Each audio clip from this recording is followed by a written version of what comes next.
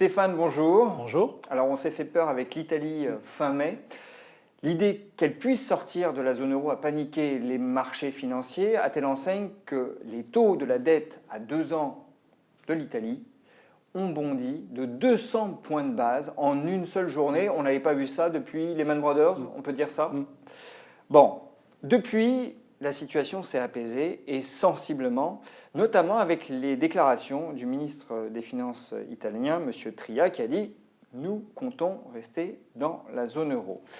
Alors, est-ce que l'Italie n'est plus un sujet pour les marchés financiers? Malheureusement, si. L'Italie a un problème qui est très simple, finalement. Elle a un stock de dette qui est énorme. La dette sur PIB est à plus de 130% du PIB.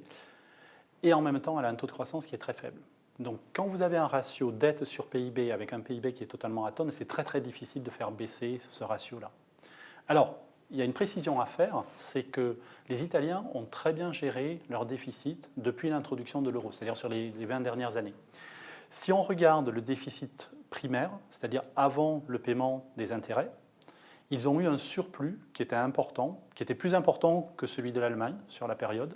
Et si les Français avaient eu la même politique budgétaire, on aurait une dette sur PIB à l'heure actuelle à 45%. Donc c'est-à-dire que alors les qu'on est à Italiens 100%. ont été vraiment très très vertueux. Le problème des Italiens, c'est qu'ils sont rentrés dans l'euro avec un stock de dette qui était déjà énorme. Mais depuis l'introduction de l'euro, donc 1999, donc ça fait une petite vingtaine d'années, ils ont géré leur budget de manière très précautionneuse, finalement. Et donc le problème, c'est ça, c'est ce stock de dette énorme. Tant qu'on a une gestion du budget qui est adéquate, tant qu'on a une croissance qui est mollassonne mais qui tient, eh bien on se retrouve avec une dette sur PIB qui est stable, voire qui baisse tout doucement.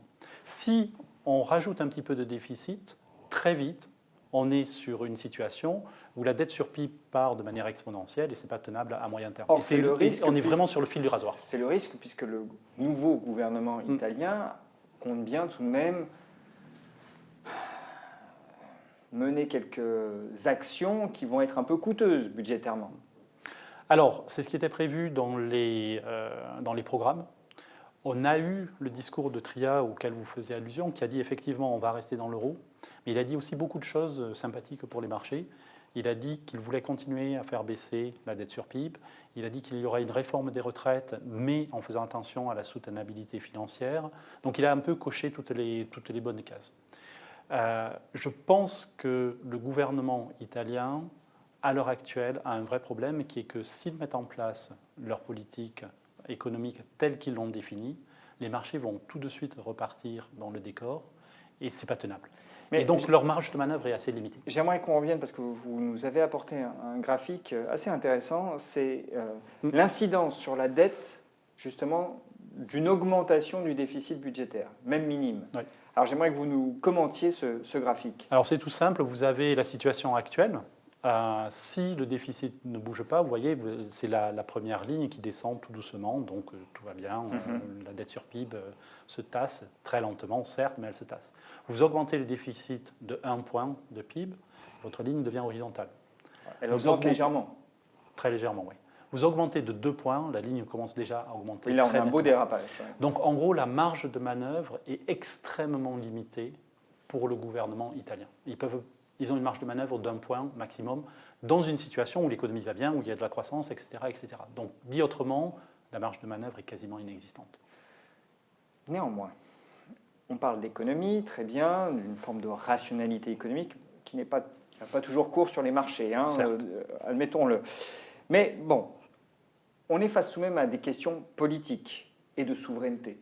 Et si l'Italie souhaite retrouver aussi des marges de manœuvre pour piloter l'économie comme elle l'entend, elle peut aspirer à recouvrer une autonomie monétaire. Autrement dit, à imprimer sa propre monnaie, à revenir à une nouvelle lire, par exemple, et puis avoir une banque centrale qui soit enfin à sa main. Dans un tel cas, quel serait le coût immédiat pour l'Italie selon vous? Alors, c'est très compliqué de sortir de l'euro. On a bien vu avec le Brexit, on nous a fait plein de promesses en nous disant « vous inquiétez pas », etc. C'est quand même un peu plus compliqué que ce qu'on nous a vendu. Le cas de l'euro est encore pire. Pourquoi? D'abord, il y a un aspect légal. Vous avez l'article 50 du traité de Lisbonne qui dispose qu'un membre de la communauté européenne peut demander à sortir. C'est ce qu'ont fait les Britanniques. Par contre, vous avez un autre article qui dispose que l'euro est irrévocable. Donc si vous voulez sortir de l'euro, il faut casser le traité de Lisbonne, légalement. Ce qui veut dire que non seulement vous sortez de l'euro, mais vous n'avez plus non plus d'accord de libre-échange avec le reste de l'Europe, vous n'avez plus de reconnaissance des passeports. Légalement, c'est un nid de vie, c'est extraordinairement difficile à faire. D'un point de vue économique, donc imaginons que les Italiens sortent. Vous avez déjà un petit problème avec la Banque d'Italie, qui a un déficit Target 2 de 450 milliards. Alors, Target 2, on reprécise de quoi il s'agit. Target 2, c'est un système de compensation entre banques centrales.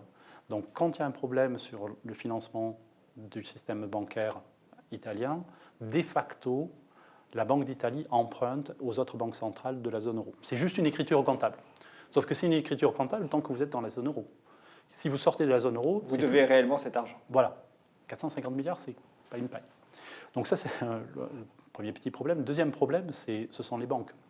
Si l'Italie redénomine son économie en lire, ça veut dire que tous les prêts que les banques ont alloués aux Italiens se retrouvent en lire. Or, leur passif, c'est-à-dire la dette que les banques ont, l'argent qu'elles ont emprunté, est en euros, puisque ça a été emprunté sur des marchés. Donc elles se retrouvent avec une dette dans une monnaie forte, et des actifs qui sont dépréciés du jour au lendemain. Donc, dit autrement, le système bancaire est en faillite le lendemain matin. Vous n'avez plus de banque. Donc, c'est quand même très, très onéreux de sortir de l'euro. Donc, ça rend l'hypothèse d'une sortie de la zone euro, d'une sortie de l'Italie de la zone euro très, très, très, très faible. Il ne faut jamais dire jamais. Ce n'est pas parce que c'est horrible que ça ne va pas se passer. Non, mais et des black swans, enfin des signes noirs, on en connaît sur les marchés. Exactement. Mais je pense, dit autrement, que les gens qui parlent de sortie de l'euro n'ont pas vraiment fait le travail qu'il faut, parce que c'est vraiment très compliqué. Bon, ça éloigne, en tout cas à court moyen terme, le spectre de la sortie. Peut-être que la question reviendra plus vite d'ailleurs qu'on l'imagine. On verra, en effet, puisque c'est une affaire politique, encore une fois. Mais on note un apaisement, traduction de cet apaisement autour de la question italienne pour les investisseurs. En termes d'investissement sur le marché action en particulier, on reste positif. On est prudent, évidemment, parce qu'il y a un manque de visibilité qui croît petit à petit. Mais si vous regardez la croissance économique européenne et la croissance mondiale, on est toujours sur des rythmes qui sont assez honorables. Et donc, on a une croissance des EPS attendue pour cette année. Pardon. Bénéfices par action. Des bénéfices par action. Oui, c'est un anglicisme, je suis désolé. On attend une croissance des bénéfices par action de l'ordre de 8% cette année en Europe. Donc, si vous n'avez pas une augmentation de la prime de risque, si les PE restent à peu près stables, les valorisations restent stables, normalement, la bourse devrait également gagner à peu près 8% sur l'année. Mais j'insiste, il y a un manque de visibilité, en particulier par rapport à l'année dernière qui a été extrêmement calme. Petit à petit, on voit de plus en plus de sources de risque apparaître. Donc, on est plus prudent qu'on ne l'a été avant. Mais vous restez exposé aux actions. Tout à fait. On est surpondéré actions à un horizon de 3 mois. Mais en étant plus prudent. Stéphane, merci beaucoup. Merci.